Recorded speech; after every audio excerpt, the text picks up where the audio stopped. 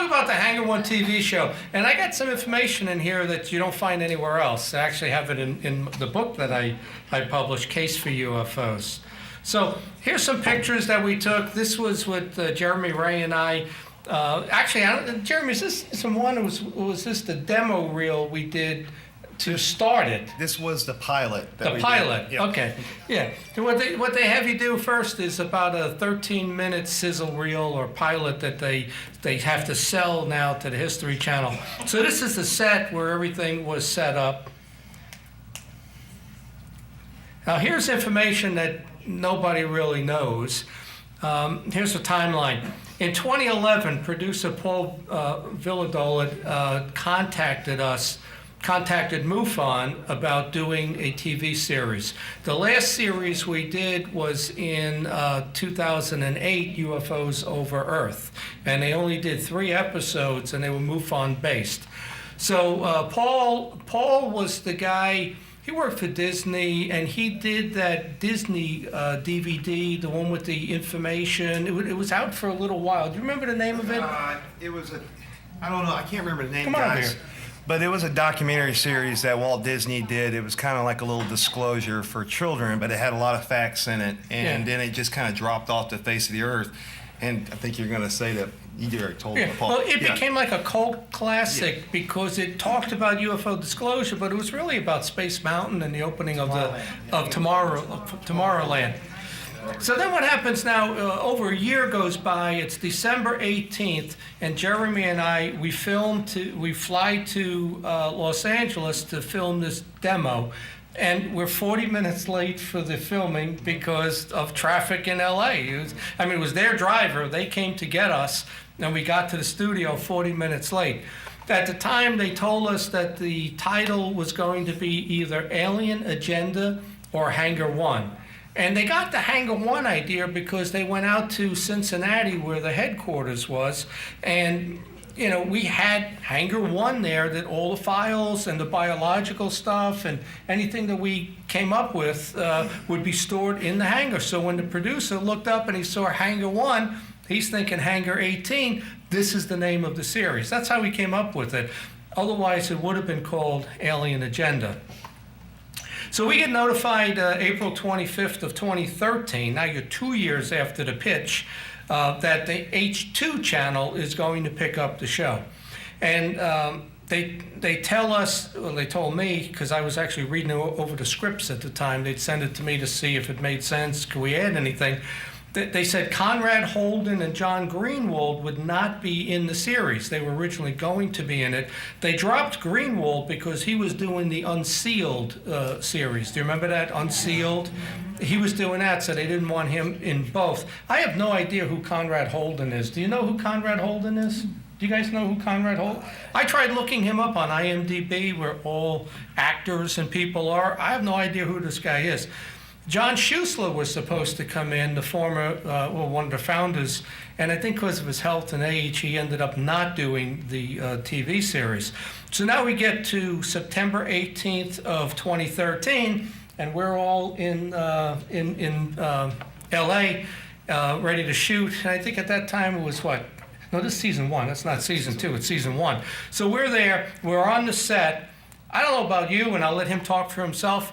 The first day I filmed, I sat in that chair 13 straight hours. Yep. 13 straight hours.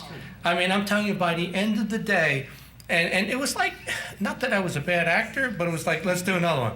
Let's do another take, because they were looking for the perfect one. It was 13 straight hours. When we got to, 8 o'clock at night, and I'm still, it was like, they said, say this. And it was like, I was running out of steam. And you guys too, Yeah, my brain went to mush probably after 4 hours. The stuff that was coming out of my mouth, it was really hard. It was really hot. They couldn't turn on the air conditioner, so. Well, we were in the warehouse, so it was hot in there. It was during the summertime. I thought this was like people say, it was MUFON CIA. I thought I was being like, I was tortured. Because it felt like it. No, MUFON's not CIA. So then we came back the next day, and it was 7 straight hours. So in 2 days, and Jeremy did the same thing, it was 20 hours of straight of filming, 13 and 7, and we did, what did we do? Only 8 episodes, right? The first season was 8 episodes, 20 hours to do 8 episodes and be seen maybe 5 minutes in each episode. It was kind of crazy. It was really I tell you what, at the time, and I put it in my book, that was the hardest thing I've ever done in my life. And I was a high-level executive at UPS running 3 states for security and public affairs. Filming this TV show for 13 straight hours was the hardest single thing I've ever done in my life.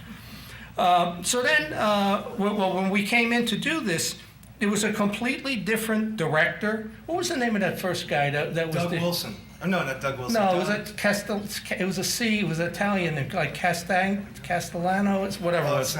But it's a totally different director, a different crew, different actors. Like the background people that you see walking around and doing everything. It was all different people. You know, those were actors. They were not MUFON people. They were actors. And it was filmed in a warehouse. That where it was filmed was not Hangar 1.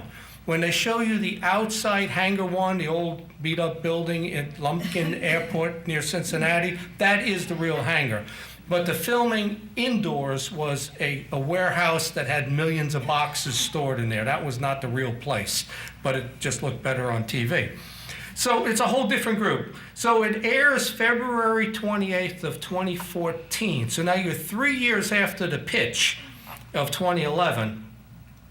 And we get a rating of 0.634. That's the rating on the opening. They tell us after a few episodes that there will be a season 2, and they're actually talking about a spin-off. A spin-off is in the making. So we're figuring we're in, right?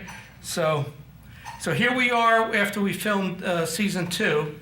There's the 4 of us, and that's why the 4 of us are here. You could see at that time I was the only professionally dressed one. Tonight it's Jeremy. They didn't tell me the dress code. I'm sorry. See, I was his mentor, so now he wears a suit like I did back then. So. But that's a picture. Remember that we took that after we did all the filming. You know, I'm glad we got these pictures. You know. Actually, if you don't remember, it was a homeless guy that took that picture.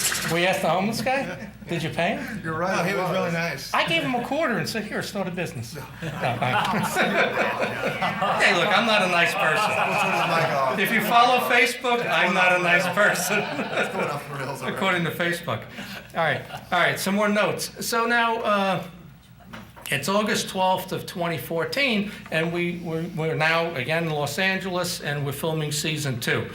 This time, you were already at the studio, right? I'm with Cassidy, and we have an Uber driver. This is where I discovered Uber. I never knew what Uber was until I went to LA. But so the Uber driver has the wrong town. So he takes Cassidy and I to the wrong end of Los Angeles to like a private home. And I said, well, this ain't it. We're not filming here. So we had to, again, I'm 40 minutes late or an hour late to filming. That's not why they canceled the show. So now we're there and we film 10 straight hours. 10 hours in that chair of them, say it again, say it again, say it again, Sam. And we filmed 10 straight hours. We're told at that point that Jason McClellan from Open Minds would not be in season 2. They never told us why they dropped these people. And I actually wanted to ask you the question. I did 20 episodes. How much do you think I got paid for 20 episodes of Hangar 1? $800. Look at that. God, we're going to have a psychic fair next time when we do this. $2,000. What? No. You're going to take me out. If you think there's money in this, $40 an episode for a total of 30 hours of filming. I got $40 an episode. And this is kind of how they're slick, right? They said, well, the money is in season 3. And I already knew that because I talked with Bill Burns, who was my friend.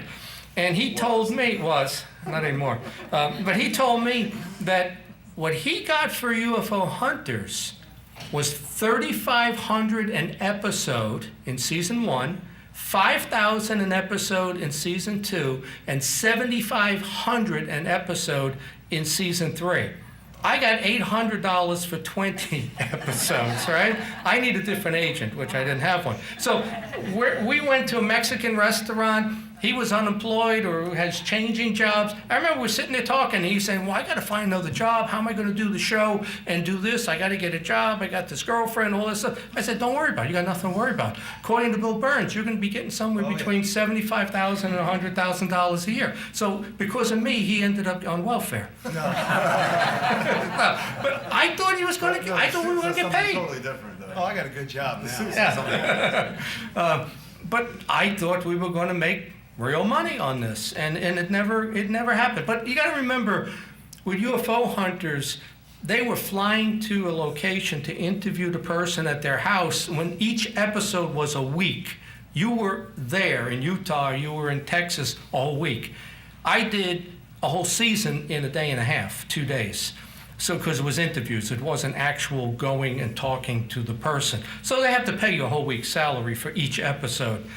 So, and then it gets slick. We finish all the filming, right?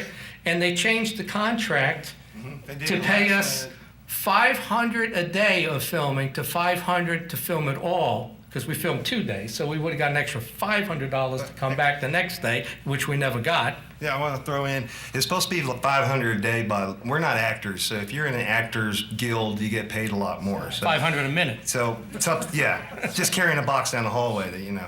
But the thing about it was, when we got there, they said, you know, you're here for 5 days, but our budget's messed up, so we can only pay you for 1 day. So we're just going to film you for 1 day shooting. And my attitude on it was like, dude, I'm here.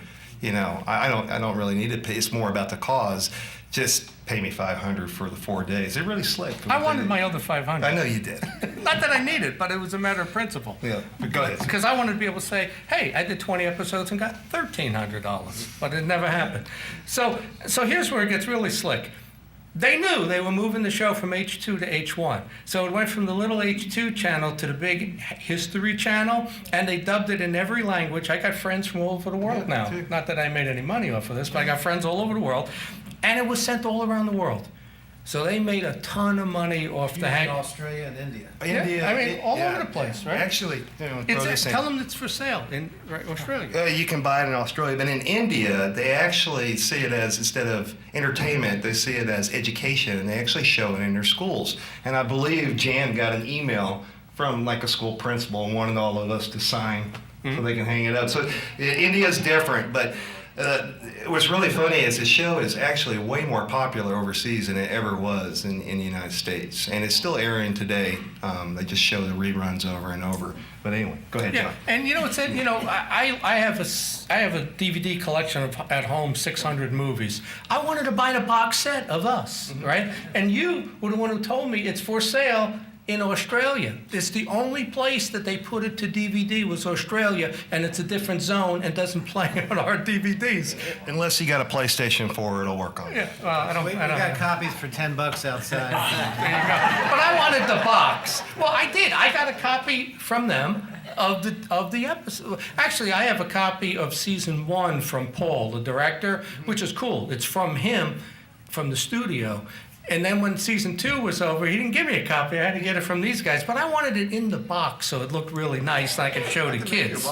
So, yeah, we could probably make more. I was going to order it from Australia, throw the ones that didn't work away, and I'd have the box for $50. But that would have come out of the 800 I made, and it wasn't worth it.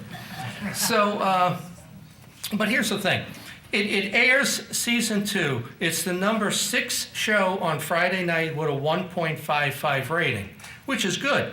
And I was comparing it to Ancient Aliens because I knew this should have been the progression, the show that replaced Ancient Aliens. They had a 1.1 rating, we had a 1.55. So I'm still saying we're in. We're drawing 40% more people to watch the show. Plus, we're at 10 o'clock. They're at 9 o'clock, which is the better hour. You know, people go out Friday nights at 10 o'clock, yet they're staying home watching our show. And the progression was UFO Files to UFO Hunters to Ancient Aliens to Hangar 1. And I was under the impression Hangar 1 was to take the place of Ancient Aliens. So then we find out the show is not picked up, which was, a stunner. They said because they dropped the H2 channel, they couldn't have 2 UFO shows. But my argument was, ours is more realistic, Ours had a higher rating, and plus we had the worst time slot, yet we did better. Why are you dropping us? They dropped Hangar 1 and kept Ancient Aliens. They said Ancient Aliens drew a younger crowd, and H2 was more of the over 50s who don't spend as much money on advertising dollars. But I said, because you had us on at 10 o'clock. The younger crowd goes out at 10. I was young once, you know. At 10 o'clock on a Friday night, you go out. You're not watching TV. So that's basically how that transpired. So, you know, I show this every presentation now, is, you know, in this field, you got to start with credibility, not entertainment. And in my opinion, History Channel went with entertainment. But there's more to this story than just that. You know, if I could have had Giorgio's hair, you know, I could have been somebody, you know, but I couldn't do it. Younger, I had that hair. So I found this. Let's face it, Ancient Aliens was good for the first 3 seasons, but when they said Da Vinci was an alien, they kind of lost me in season 3. And it's entertainment with about 10% truth. And I like to say, and Fred gets upset with me, that it's the same as the messing with Sasquatch, where they make fun of Bigfoot, and that's got to annoy the Bigfoot investigators. It's a joke, you know. But think about it. You know, we know the CIA went after the UFO field, so what are they going to do? Are they going to leave the entertaining, made-up show that no scientific person is going to take serious? Or are they going to take the show that is based on every episode had a file, and it was a real investigation with evidence? And that's what Hangar 1 was. It was real. So I say Hangar 1, because their explanation didn't add up. I say Hangar 1 got too close to the truth, and in my opinion, even though I looked over those scripts and I gave them material, when I sat there, because you don't know what it's going to look like, and I saw the 2 episodes on underground bases and space weapons, I sat there and said to myself, I said, swear to God, I said, there's no way this show is going to stay on. And it got dropped because it got way too close to the truth. Now, the one thing I'll say, though, for people who say MUFON is government, MUFON is CIA, I wrote an article for the Journal when we did the teaser roll, and I said, and they printed it, MUFON is taking on the government conspiracy and the government cover-up. Anybody who says MUFON is the government never watched Hangar 1. Because MUFON took on the government as far as the conspiracy and the cover-up that was there. So I don't think you could legitimately say MUFON is government if you watch this show, because they weren't. And I think that was part of the reason it was taken down, because the government didn't like the things we were talking about with underground bases and space weapons, just like the symposium this year in Vegas talking about a secret space program. So I want to just tell you how shows get canceled, and then each of these guys will say a few things, right? And here's an example. In 2009, how many of you are familiar with the Bucks County case, right? With Denise and Cliff and all of that. And that's what started these conferences. This is why it's our 10th anniversary, was this case. So what happens in 2009, we're filming UFO Hunters, the Bucks County. We're going to do 2 episodes, one on Denise, one on Cliff. Now, Bill Burns will tell you UFO Hunters was canceled because the Dulce episode got too close with the underground base, right? But here's what happens. I want to tell you how a phone call is made and an episode is canceled. I'm driving from Pittsburgh to Philly to film the Denise episode, and I get a phone call inviting me up to the Philly Tower to film with them. But that's the Cliff episode that we're filming in 3 weeks. So I call the History Channel, the producers, Kevin, well, first it's John Greenwald, and I tell him, we can go up there. And he says, we can't go up there. We're filming this. That's a different TV crew. We're not breaking off to go up to the tower. So I call the History Channel, speak with Kevin Barry, and say, hey, we have an invitation right now to go up to the Philly Tower. He goes, all right, I'll get back to you. I'm still driving to Philly. It wasn't a half hour. He calls me back. He says, John, I got bad news. The New York FAA said you're not invited to go up to the Philly Tower to film. And I got even worse news. History Channel is not going to do the Cliff episode. They're dropping it. The FAA in New York called the history, or they talked, and they told them, you're not doing an episode on radar after 9/11 and how you guys went up into the tower, even though they cleared us, and got radar that we say doesn't exist. And they killed the Cliff episode. We never did it with them. And 2 weeks later, after the Dulce episode, UFO Hunters went off the air. Okay? And just to prove it to you, here is the Freedom of Information Act, came back, no records, my complaint, and then this is from the Philly Tower. I do have a copy of the CD with the radar. New York FAA is telling us they don't have it. Here's an email from the Philadelphia FAA saying they do have it. And I have the radar at home, and the prints were the first thing I showed you. So we did the Bucks County, which is this case, on 5 different shows with Denise. We did it on UFOs Over Earth, Alien Mysteries, Close Encounters, UFO Hunters, and the Anderson Cooper Show. Denise, the radar one was only done on UFOs Over Earth. We filmed it with Close Encounters in Toronto, never aired. So one phone call can shut down an episode and a TV show. So there's more to this Hangar 1 going off than meets the eye. It wasn't what they told us. I don't believe that. So what's MUFON doing now? People say, is Hangar 1 coming back? I don't think it is. It may. It was 6 years to go from UFOs Over Earth to Hangar 1. So now it's been a couple of years, and what MUFON's doing right now is they're producing their own show. This is that internet paid channel that they have, MUFON.TV, and it's on experiences, and they're going to do regressive hypnosis and talk to people that have been abducted. But it's a pay-for channel, and it's basically being done by MUFON, but not, History or Discovery Channel. So, my question is, how do you get to the truth? Hangar 1 was the truth. We know there was a file on every episode. There was a full investigation. The things we said happened, like the case with the girl driving the car, getting hit by an entity 3-4 times. Just not That the was Mars case. What was it? Not the Mars case. Oh, yeah, sorry. Tittle's favorite. Oh, no, okay. But, that was an unbelievable case, and we took the evidence to get checked. Somebody showed up posing as MUFON people to get the evidence from the lab and left with it, and then the MUFON people showed up for the report, and they said MUFON was already here, and we gave it to them. That was an unbelievable case. So how do you get to the truth? In my mind, Hangar 1 was the truth. It was the best and most realistic UFO show out there, and we got robbed. We should have been on right now in season 4 or 5. So do we want entertainment?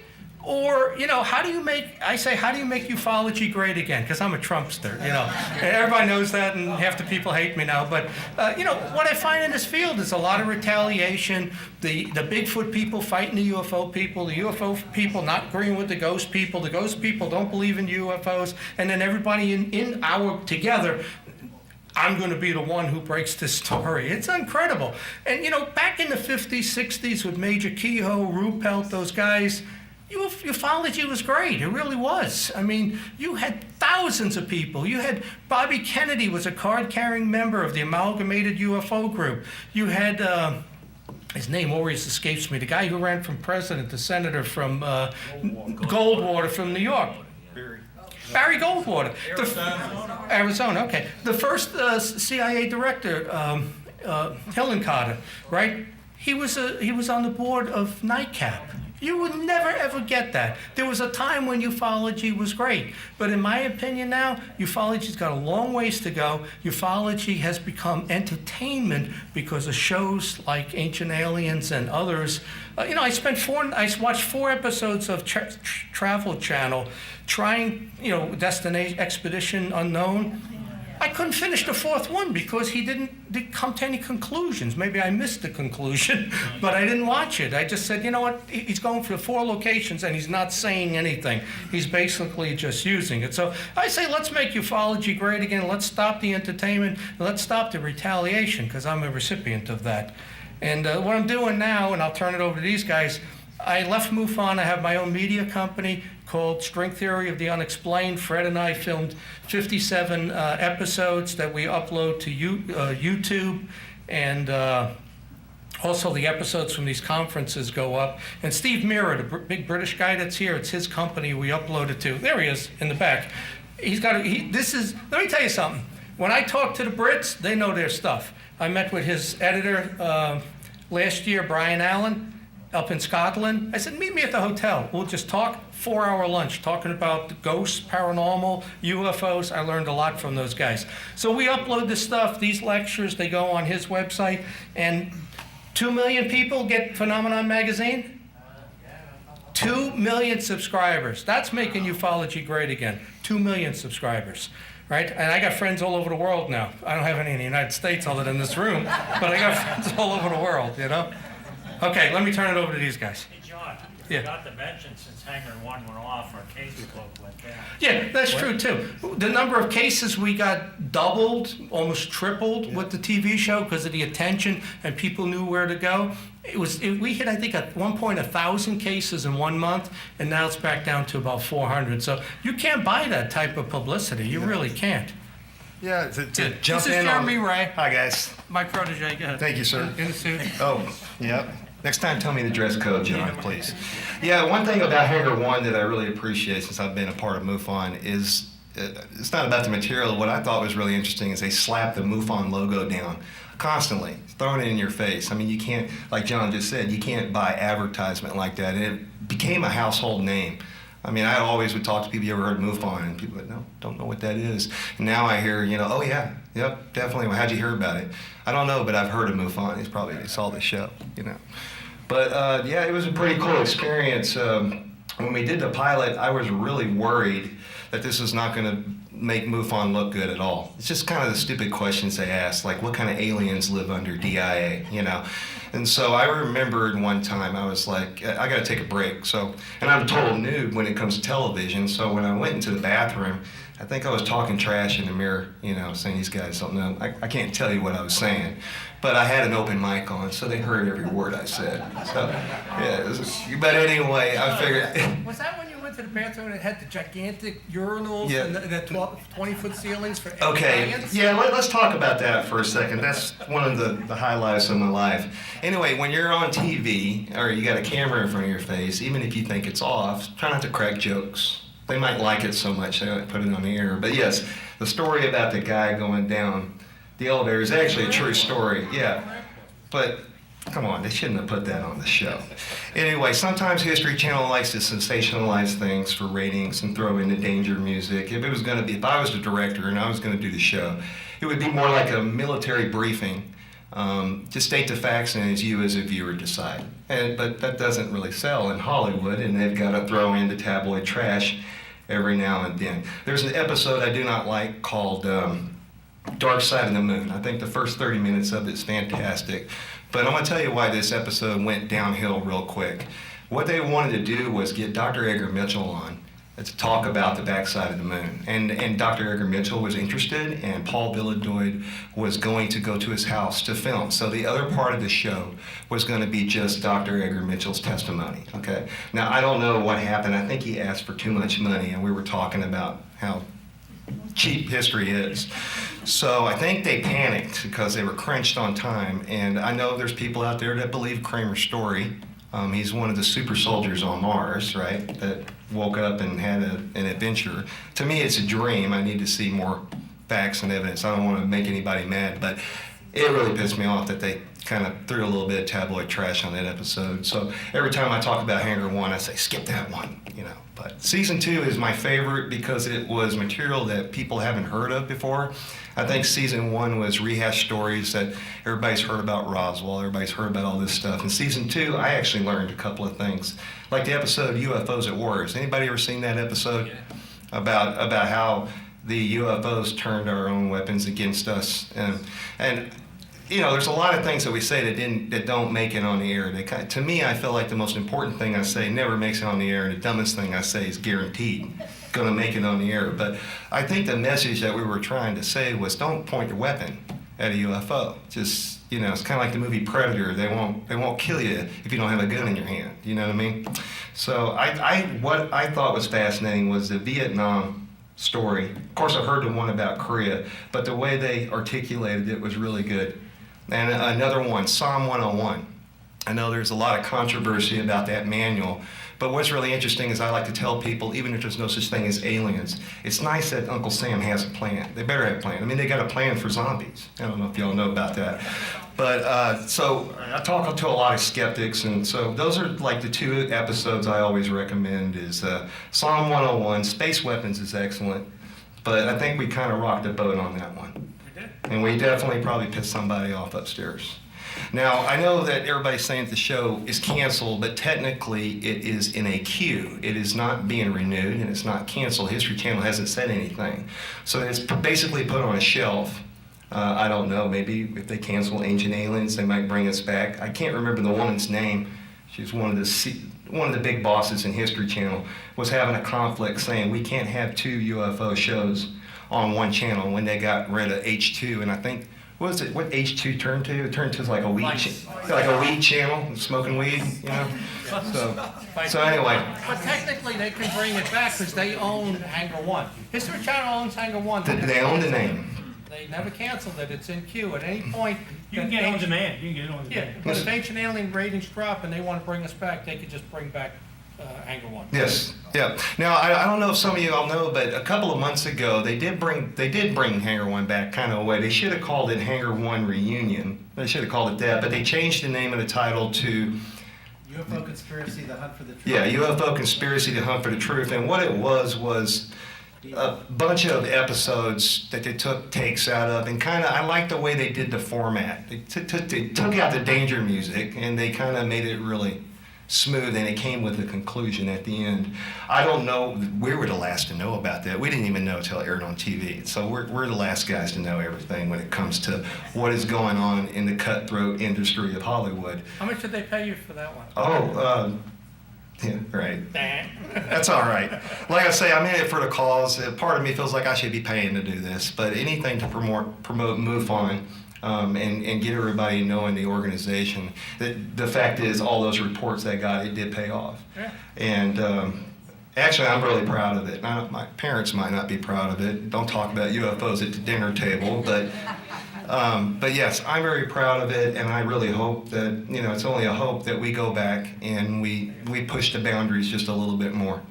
It's really about educate. For me, when I had a UFO sighting when I was 16, I went around the neighborhood and talked to everybody. I wanted a grown-up to give me an answer, and they didn't have the answer. I became like the nut of the neighborhood.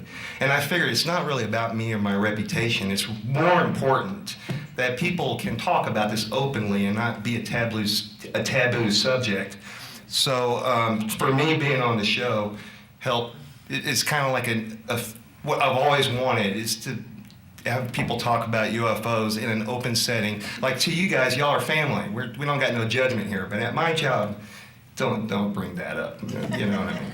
So hopefully someday in the future it can be openly discussed without fear of ridicule, and hopefully we'll be able to push more files out. We do have a lot more material that we could have put on that show, so I'm really hoping that we do have a season 3, but I'm not going to hold my breath. Yes, sir. Go ahead. Have you guys thought about doing like a Kickstarter to get the show back in another way, not necessarily calling it Hangar 1 because you just said History Channel owns that. Owns the name, yes, sir. History Science Theater 3000 had a Kickstarter. Now they're back. Yeah. I think you guys might be successful. That's a really good idea. Most of us, we actually recommend that you as the viewers write History Channel and complain to get the show back on the air. And believe it or not, people have been doing that. The show is actually way more popular overseas right now than it ever was here in the United States. And hopefully we can see how the ratings go for that. I know they air it in Canada all the time. I think they're going to show some reruns on Halloween, but it's not like they're going to show it at prime time. They're going to show it when you guys are at work, at 8 to 9 to 10 to 11 o'clock. They'll throw a couple of episodes in. I just hope that if we do go back, we still have the rights of MUFON to look at the material and check it and double check it and triple check it to make sure that the facts are facts and we're not, History Channel doesn't stretch it like they do that they really want to do, like on Ancient Aliens and stuff, for ratings and make it entertainment. That's the only headache I have with Hollywood. It's all about entertaining the people and most, and the older crowd that watches the show, they want younger people. So you can always tell by the commercials when it's car commercials or Viagra, they're not getting the younger crowd. And so anyway, that's enough. I'm going to get off the mic and pass it over to. Oh, go ahead. Go ahead. As Sir. he was talking, I thought of something funny. Okay. When the first episode came on about the presidents, right? My mother lives on Long Island with my sister, so I'm calling her, make sure you watch this, make sure you watch it. So I watch it. I call afterwards, my sister's house. Did you guys watch it? No, Mom said she'd rather watch Desperate Housewives. Listen, what are you gonna do? Yeah, Tony's next. When Ben and I arrived in LA, we first met John. He didn't know who we were. He thought we were his driver. Oh,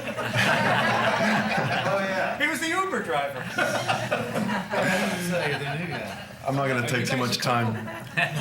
We're not a couple. We have to say that all the time because Kevin Randall, we had us on his show, and he goes, "Oh, we're privileged tonight to have Ben Moss and his partner Tony."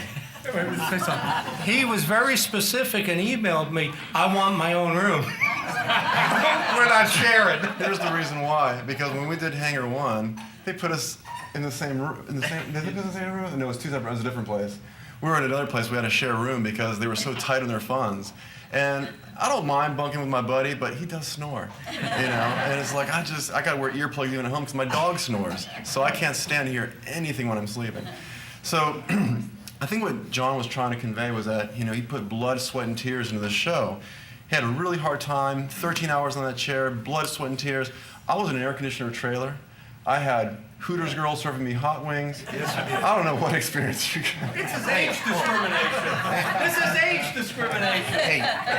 Hey, at least they gave me ice packs to stuff under my suit because that really helped because it was so hot. It's hard to think when it's 100 degrees inside a building and try to articulate. But I think since John, you did complain on a radio show about it and there was an article about it on the internet, I'm pretty sure the directors read that. And so they accommodated us really nice on season 2. So they were listening to you, John. I don't hold back. I think Jeremy's hungry and he wants to eat this microphone. I just like hearing my voice, sorry. Oh God. So anyways, there's a lot of funny stories that went on from microphones like Jeremy was saying and saying learning very quickly that these things stay hot all the time. And Ben had a situation with his stomach, which we'll tell you about in a minute, which was really I pulled a funny. Naked Gun when I went to the bathroom. If you ever saw Naked Gun, I was mic'd up and I was, it was. They used that as a sound effect for an alien craft. They kept cutting on and off. Sorry. Right in the middle of one of my shots, one funny thing happened is my girlfriend had called me, and I was just like, hey, I'm shooting right now, I can't talk right now. When I got off the phone, my director starts saying, tell your girlfriend that you're SOB, F and MF, and all the curse words you can think of. He goes, what an a-hole that I am. And I'm just holding the phone out. Did you hear what he said? I was just like, he was pretty funny. Do you remember what was his name again? Doug. Doug was hilarious. He was great. I don't want to take up too much time on the microphone because Ben's got a really cool story. I didn't really believe too much in astral projection or remote viewing. Didn't really quite understand it until Ben here says to me, he goes, we're going to go to Cherry Hill. We have to go to Cherry Hill because this is going to happen because we're going to meet somebody really important. And I think really something cool is going to happen. A big case we're going to be working on. I don't know what it is exactly, but I had this whole vision thing. And he goes, I'll even buy your ticket. I says, maybe it's pretty serious. So I went along with it. He wanted a room with you. He did. Did we share a room in that? We did share a room in that place. That's what started it all. Yeah, right. Anyways, what I want Ben to tell you about, well, not only his stomach growling on the microphone, but how this whole thing kind of came to be, and it's a really, really cool story. My grandmother was a little bit psychic. Maybe I have some of that. But when the Cherry Hill MUFON Symposium was announced, and I saw that I never pronounced it right. It's like Brett Favre. Paul Villadad was going to be there. I think I said something like, oh, we can go there. I was imagining this whole thing because it's a long shot. So we're going to go there. We're going to meet Paul. He's going to like us. I'm going to tell him a joke. I used to do some stand-up comedy. And we're going to get on the show. And part of me really could see a path to having this happen. And so I talked Tony into going there. We go, and of course, we go down to the bar, and there's Paul. And there's somebody that's not on the show anymore that's chasing him like a puppy dog, which I thought was sad. But I got Paul over the table, bought him a beer, and told him a joke. And then I started critiquing the show, which was probably a mistake. But, we had kind of a rapport going. And this whole thing is unfolding in my mind. And he walks away, and I turned to Tony and I said, you remember this? I said, he's going to walk back and offer us to audition for the show. And he comes back over and he goes, how would you like to audition for the show? And I still think it's a long shot. So we're like, oh, okay, yeah, sure, we'd love to do that. Very low key. And then we, time went by and they had contacted me, but not Tony. And so we're at his house. We're using my cell phone.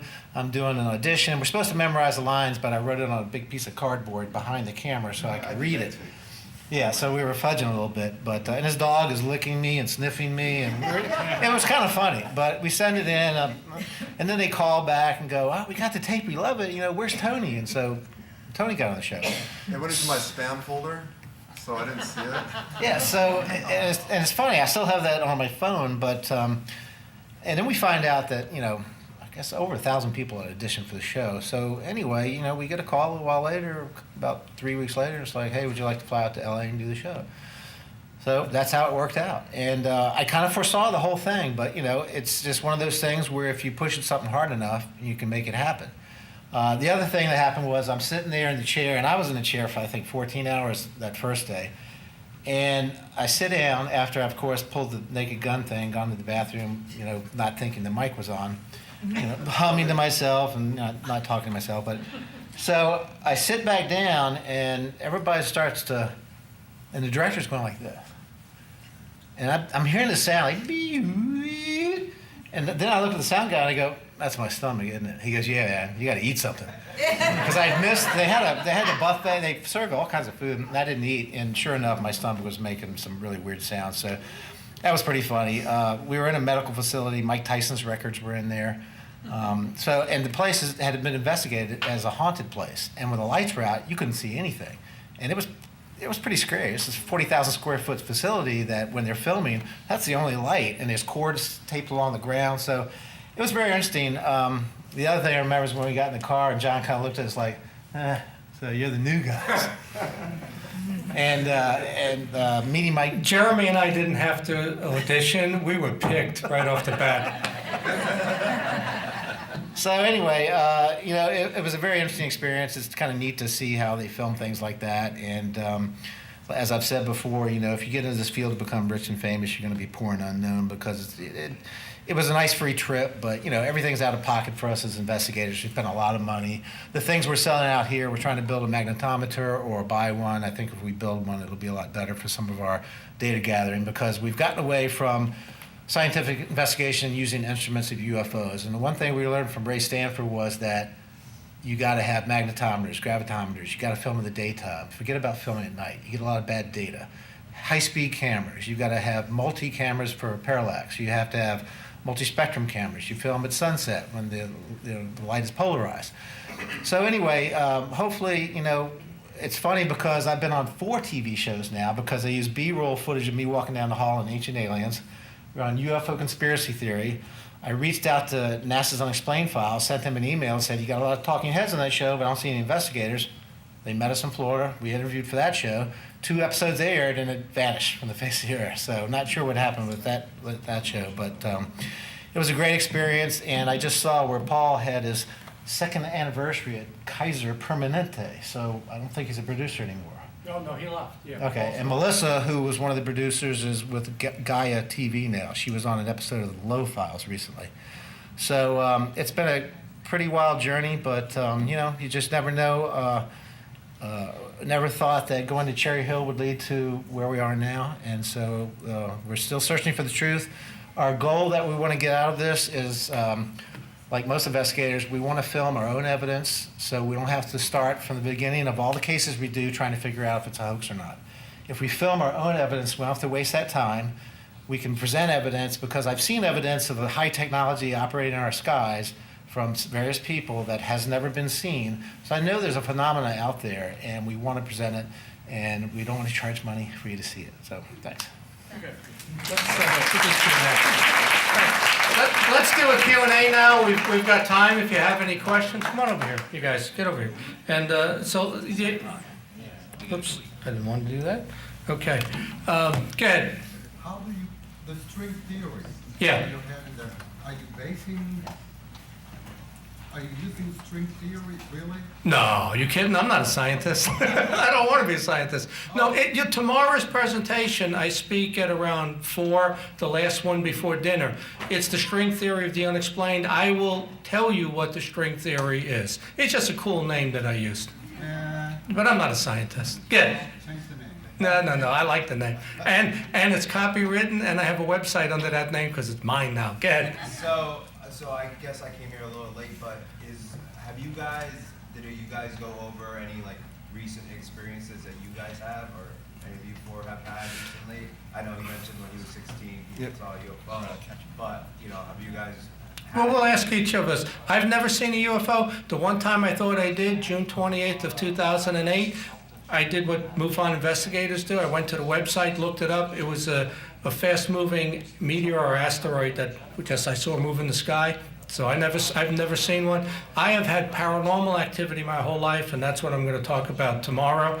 Now, you said, you ever seen one? Oh, yeah, but how much time do I got, right? Well, just say yes or no. Yes, I've seen one. It changed my life. I actually didn't believe in UFOs until I saw one. So I was 16. I was walking in my backyard. There was a light that was hovering about 100 feet off the ground. I couldn't figure out what it was. I watched it for about 5 minutes, and I figured I need to get a grown-up out here to tell me what this is. So I started ringing doorbells to get my neighbors out of the house. He's still looking for a grown-up to tell him what it is. Yes, I still am, right? So, but to make a long story short, when I moved forward, it backed up. When I backed up, it moved forward. When I crossed the street, it followed me across the street. My neighbor got a camera to take a picture. It was about 3 o'clock in the afternoon. So the sun's up here, the UFO's right here. As soon as he went to take a picture, the UFO lined itself up into the sun to where we couldn't get a picture. I thought it was going to leave, and I told him to put the camera down. As soon as he put the camera down, the object came back to the exact position where it was at. So by that time, we really were sure it was under some kind of intelligent control. And anyway, it hung around for about 15 minutes. I had about 5 eyewitnesses that I got out of the house. We did get a picture of it, but when it took off, it looked like if you took a rubber band and cut it, and you held one end and I held the other, and we let go. I can't even tell you. It just looked like it folded upon itself. And another strange thing about it was it didn't seem like a solid object. It was a light that on the ends were transparent, so I could follow this beam. It was like an oval shape like this, and it had these things coming out of it. And I'd follow the end, and it was basically like describing like when you're walking in a parking lot and you see the chrome on bumpers and the sunlight's hitting it and how it follows your eye. That's the best way I could describe it. I don't know what it was. I still don't know what it was today, but it definitely got me interested, and the rest is history on that. Go ahead, guys. When Ben and I were driving from New Mexico past Alamogordo through Snowflake onto Arizona for the conference, 66 West. 66 West, I was shooting. I would roll the window down so there was no glass, and it was near sunset. And Ben and I were talking about that, how we just told you earlier. Always shoot during sunset because the polarized light from the sun really helps to reveal things that are probably cloaking in infrared. So I thought I saw something. I just took the camera and just aimed wherever I felt the need to push the button. And I actually captured 2 UFOs in 2 different places. One was above a mountain. It was tilted at a 45-degree angle. And when you zoom into it, you see the edges of the craft. It's either cigar shaped, it could be dish shaped, depending on the angle that I'm looking at it from the perspective that we're at from the road. But it has like dots going down the side. It's tilted at a 45, and you see this energy surrounding the craft, like distorted ionized light, the ionized air surrounding the craft, so it has evidence of propulsion. And there's only 1 photograph of that. We fast forward in about another hour of driving, and Ben's like, well, now the sunset's really setting in. So I felt something was over here in the clouds. I started snapping like 7 photographs, and sure enough, when we looked later, there was like plasma-colored object that jumps from one point in the photograph to another point, makes a right angle turn, and like a zigzag, like a Z, until it's out of sight. So we have all these photographs that shows you the direction of travel of this plasma-colored energy. Yeah, so that's the most recent one that we shot. And then the mushrooms wore off. No, just kidding. Right. I've seen 2 things. I saw in Key West what looked like a shooting star. And of course, the person I was with, like, look at that, and it was over. But it it was a shooting star, but then it stopped, another object came, and they made right-angle turns. And this was all like in a second. And, you know, it's just one of those things where you don't know what the heck you were looking at.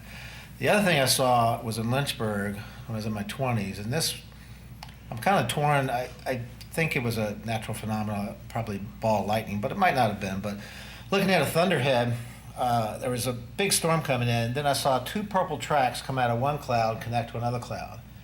And then following the tracks, as they were forming, was a purple ball of plasma.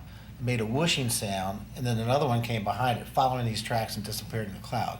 It's maybe 10 seconds, but it's burned into my mind because it was just so unusual. And if you've ever seen ball lightning, which is fairly rare, it's very unusual. That's probably what it was, but you never know. A lot of this is done on faith, and a lot of the evidence is still buried. But that is about the only experience I've had. I had some poltergeist experience, but that's a whole other story. But yeah, with this field, it's all about trying to find the truth, and hopefully we're going to bring some out for you here shortly.